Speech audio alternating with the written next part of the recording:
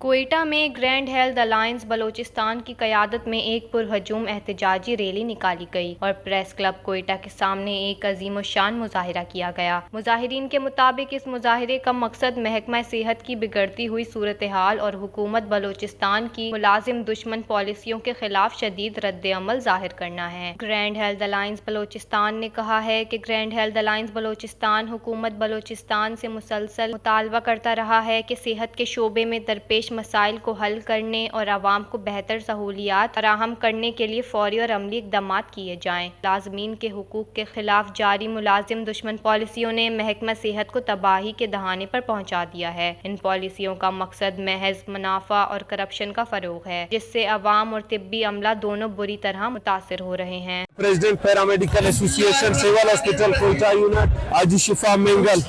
جناب، جیسے کہ آپ ایک انسانوں کا سمندر دیکھ رہے ہیں، ایک جمع غفیر دیکھ رہے ہیں۔ بلوچستان میں آج کوئی بھی ڈسٹرکٹ، کوئی بھی اضلاع ایسا نہیں ہے جہاں پہ محکمہ صحت کے ملازمین سراپا احتجاج نہ ہو، کیونکہ اس صوبائی حکومت نے جب سے وجود میں آئی ہے اس نے ٹھان لی ہے کہ محکمہ صحت کو پرائیویٹ کرنا ہے اور ایجوکیشن کو پرائیویٹ کرنا ہے، اور جس کے سب سے زیادہ نقصانات بلوچستان کے غریب عوام پر مرتب ہوں گے۔ بلوچستان میں ٹیسٹ جو انویسٹیگیشن 100 اور 50 روپے میں ہو رہی تھی، ٹیسٹ اور ایکس ریز، وہ سرکاری اسپتالوں میں پرائیویٹ ٹھیکیداروں کو ملنے کے بعد ہزاروں روپے میں ہوں گی۔ بلوچستان کے حکام بالا سے طلبہ کرتے ہیں کہ محکمہ صحت اور ایجوکیشن کو پرائیویٹائزیشن کی طرف نہ لے جائے۔